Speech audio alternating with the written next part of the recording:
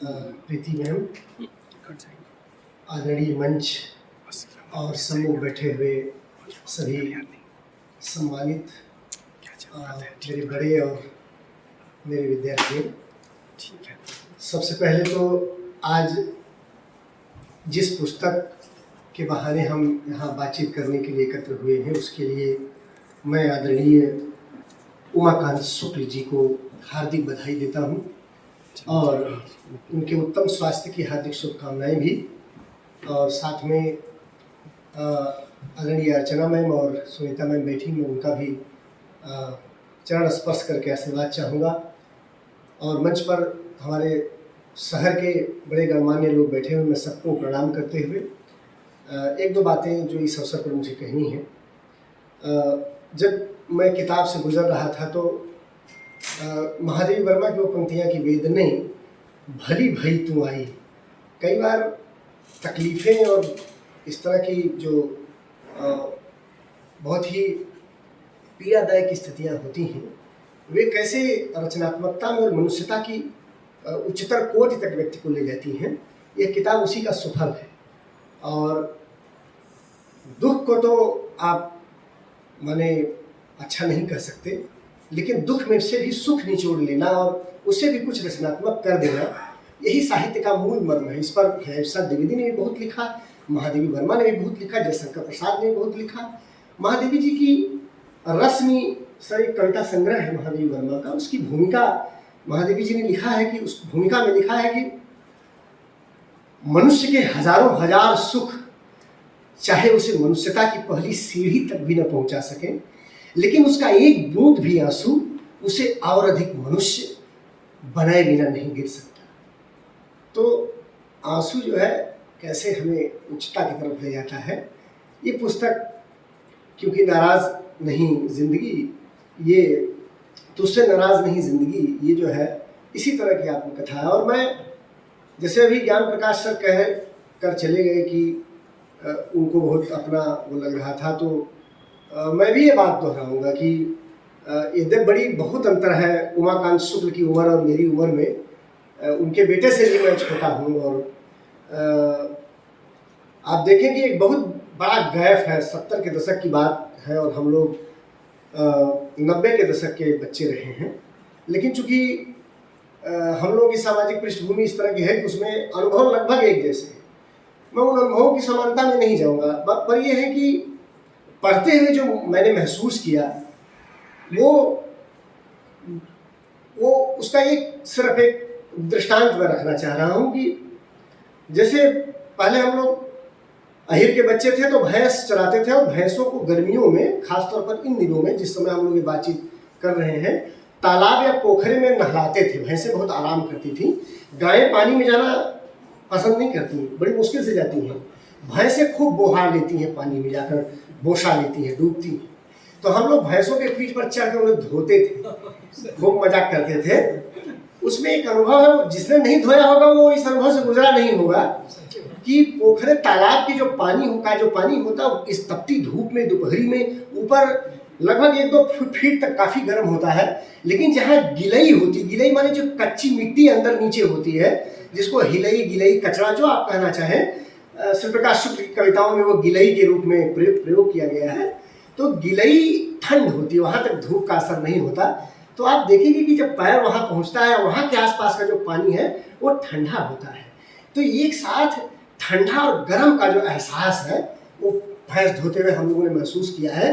तो ये आत्मकथा पढ़ते हुए मैं उसी तरह के ठंडे गर्म एहसास से गुजरता चला जाता था। एक सिहरन मेरी बदन में वैसे ही चली जाती थी जैसे गांव में पहले चक्रवात नहीं हुआ करते थे, दोनों तरफ खेतों की फसलें लटक जाती थी पतली पतली पगडंडियों पर, हम लोग तेज दौड़ते थे उस बीच से, तो कभी अरहर की और कभी गन्ने के पत्ते छील देते थे। तो वो जो गुजरना है उस पूरी अनुभूति और पूरे अनुभव से, तो एक जो है 70 के दशक के व्यक्ति के अनुभव और आज हमारे माने हम लोगों के समय के अनुभव को कैसे वो भिगो देती है आत्मकथा। ये जो भिगोना है और एक लंबे एहसास से दूसरों को उसी एहसास से भिगो देना या वही एहसास महसूस करा देना ही दरअसल कविता है।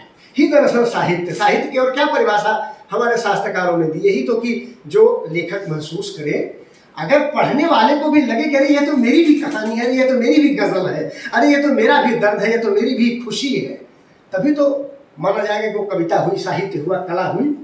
ये दम है इस आत्मकथा में। तो इन तमाम दावों के बावजूद कि ये एक इनसाइडर की आत्मकथा नहीं है, एक लेखक की आत्मकथा नहीं है, पर उसमें साहित्यिकता का पुट और साहित्यिकता का बहुत बहुत कुछ है जो उसे आप जोड़ सकते हैं उससे।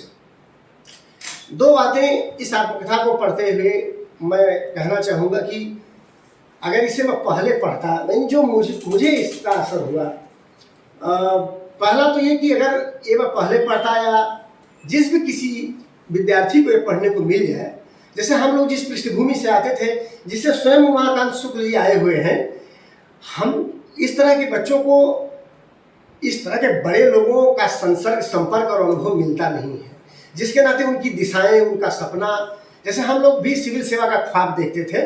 इलाहाबाद यूनिवर्सिटी में पढ़ रहा था और हम लोग बिल्कुल तैयारी कर रहे थे, लेकिन वो जो सपने को साकार करने के लिए जो एक जो प्रेरणा होती है, वो प्रेरक व्यक्तित्व हमारे संपर्क में नहीं था, क्योंकि हम लोग जिस जगह से आते थे ज़्यादा से ज़्यादा लेखपाल और प्राइमरी के शिक्षक के संपर्क में थे। हमारी सामाजिक और पारिवारिक पृष्ठभूमि ऐसी नहीं थी कि जो किसी IAS अफसर और इस तरह के बड़े कद के आदमी के साथ उठने बैठने का मौका मिला और उस तरह की प्रेरणाएं मिली हों कि ऐसी खराब स्थितियों से भी आप पढ़ लिख सकते हैं, बड़े बन सकते हैं। तो ये आत्मकथा अगर मैं पहले पढ़ता, या ऐसे तमाम पृष्ठभूमि के बच्चे अगर आज इस आत्मकथा को पढ़ेंगे, तो उनको भले साक्षात ऐसे व्यक्ति से संपर्क करने का अवसर न मिला हो, लेकिन उनकी जिंदगी बदल कर रख देगी ये किताब, क्योंकि उन्हें साक्षात जो है प्रेरणा मिलेगी कि ऐसे हम कर सकते हैं और कैसे किया जाता, कैसे लोग बनते हैं। एक तो ये बड़ी ही माने एक डिपार्चर है, एक पीढ़ी के जिंदगी में डिपार्चर पैदा करने वाली किताब साबित हो सकती है। और मेरे घर में 2-3 बच्चे हैं जो पढ़ रहे हैं मेरे साथ रहकर ही, मैंने उन्हें आज ही हिदायत दी है कि ये किताब पढ़ जाना तुम लोग मेरे पढ़ने के बाद, क्योंकि तुम्हारे लिए बहुत ज़रूरी है। हम सभी अभी टीचर ही हैं, अभी तो प्रशासकों के संपर्क में रहे नहीं। एक तो सर ये बात मैं कहना चाह रहा था। दूसरी ये कि संयुक्त परिवारों में रिश्ते कैसे निभाए जाते हैं और कैसे चलाए जाते हैं और किस तरह की बातें होती हैं, उसमें अभी ज्ञान प्रकाश सर जैसे कह रहे थे कि माता पिता के प्रति एक 36 का आंकड़ा, वो शायद सही समझे नहीं, उस बात को समझे नहीं। असल में वो 36 का आंकड़ा नहीं, उन मूल्यों से टकराहट है, जो माता या पिता के जो मूल्य है, जो वैल्यू सिस्टम है, जो सामंती समय का उनका अपना वो है, उन संस्कारों से नौजवान उमाकांत शुक्ल की नई जो चेतना है उसकी टक्कर है। वो पिता और माता से कोई 36 का आंकड़ा नहीं है। बहुत ही खूबसूरत रिश्ते हैं। हम लोगों ने तो माने सर के पिताजी की सेवा शुश्रूषा अंतिम दिनों में की है और उनके साथ रहे हैं, सारी चीज़ें जानते हैं। श्री प्रकाश शुक्ल की कविताओं से हम लोग पिता सीरीज की तमाम कविताओं से उनको जानते हैं। तो मैं ये कह रहा था कि परिवार में कभी नीम कभी सहद, कभी तीखा, कभी मीठा, कभी चुभन, कभी एक स्निग्ध स्पर्श, ये जो सारी चीज़ें होती हैं उसके बीच जो बड़ा होता है, बड़ा होने का प्रतापनारायण मिश्र का एक लेख है, सर निबंध है। प्रतापनारायण मिश्र बहुत बड़े लेखक हिंदी के हैं। समझदार की मौत है, तो शीर्षक है उसका, कि जो समझदार होता है ना, परिवार में बड़ा होता है, समझदार होता है, उसी को मरना पड़ता है। सारे दर्द, सारी पीड़ाएं, जो नासमझ है, जो कम पढ़ा लिखा है, या जो कभी वो छोटे जो लोग हैं वो कह जाते हैं, बोल जाते हैं, कर जाते हैं, लेकिन जो समझदार है होल्ड और हैंडल उसी को करना पड़ता है। और इस किताब को पढ़कर बार बार जो मेरी अपने परिवार में भूमिका है, जिस तरीके से मैंने चीज़ों को बनाया है, बचाया है, जोड़ करके रखा है, कितनी बार अकेले में रोना पड़ता है, रो लेता हूँ, लेकिन किसी से कहने नहीं गया कि मुझे आपकी इस बात का वो हुआ है। तो ये आपकी बातें पढ़कर मैं भावुक हो जा रहा था कई बार, और बड़ी भावुकता में ही फेसबुक पर एक 3-4 लाइन की टिप्पणी भी लिखी थी कुछ दिनों पहले मैंने उस पर, कि कैसे कई बार बहुत बड़े बड़े सुख, बहुत बड़ी बड़ी उपलब्धियां आपको ज़िंदगी को कस के पकड़ने का अवसर नहीं देती, नहीं, कई बार कुछ उपेक्षाएं, कुछ दर्द, कुछ जो है इस तरह के दुख आते हैं कि आप ज़िंदगी को बहुत कस के पकड़ते हैं और जीने का एक नया सिरा ढूंढ लेते हैं और अलग तरीके से ज़िंदगी जीना शुरू कर देते हैं। तो ये 2 बड़ी महत्वपूर्ण चीज़ें यानी कि कैसे अपने समय समाज में, परिवार में रहा जाए और अपनी भूमिका को माने तमाम तरह की विसंगतियों के बीच भी तय किया जाए, ये बड़ा कठिन है। यह एक समाजशास्त्री अध्ययन का विषय होना चाहिए। यह कहने सुनने में छोटी बात है, लेकिन जो निभा रहा, जो कर रहा है, उसको पता है कि कितना मुश्किल होता है ये सब कर पाना। तो ये दो चीज़ें मैं जो है एक माने जो मेरा अपना प्रथम जो उससे रिफ्लेक्शन था वो बताना चाह रहा था। कहने बोलने के लिए ढेर सारी बातें हैं। एक बात सर और मैं भूल रहा था, जैसे घटनाएं तो बहुत है, आज मुझे याद करना है, लेकिन जो मेरे गुरु से जुड़ी 2-3 घटनाएं इसमें आई हैं वो मुझे कुछ तो बहुत हंसाई। मैं मतलब खूब हंसा। तो पत्नी ने कहा कि काहे हंस रहे हैं? तो हमने कहा कि सर के बारे में लिखा है।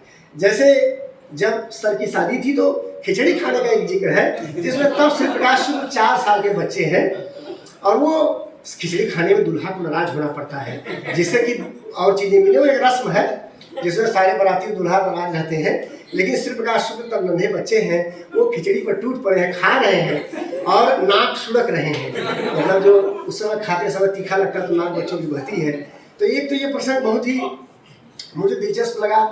और एक प्रसंग जो एक माने हमारे सर यानी गुरुजी के बड़े भाई वकील साहब का की शादी का जिक्र है, ओम प्रकाश सर की। तो उसमें सर ने लिखा है कि सबसे ज़्यादा उत्साही श्री प्रकाश शुक्ल थे और इतना नाच रहे थे कि ऐसा लग रहा था कि उत्साह में नाचते नाचते बेहोश हो जाएंगे। तो ये अभी आप कल्पना करिए, जैसे हम लोग जो विजुलाइज करते हैं श्री प्रकाश शुक्ल के व्यक्तित्व को, जो सर हम लोग विजुलाइज करते हैं, जो एक मतलब दबदबे वाला, एक जो है अनुशासन वाला गुरु, जिसके सामने हम लोग मतलब लगभग कांपते रहते हैं। अब मैं नहीं कांपता है, जैसे हमारे विद्यार्थी हैं जो काम, तो वो कैसा मतलब उनके अंदर की जो उत्फुल्लता है।